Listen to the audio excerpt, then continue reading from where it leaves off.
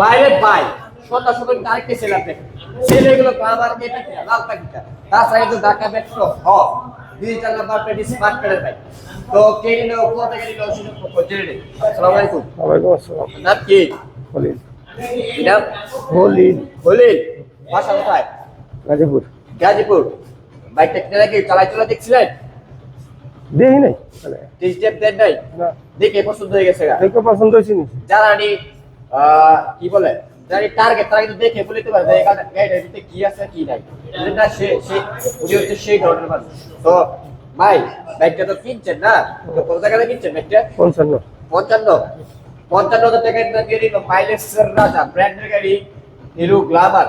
তো বাইকটা তো সকলে দোয়া করবেন যে একটু রাত্রিবেলা চালিয়ে যাবে, সে যেন তার গন্তব্যস্থলে সুন্দরে পৌঁছাতে পারে।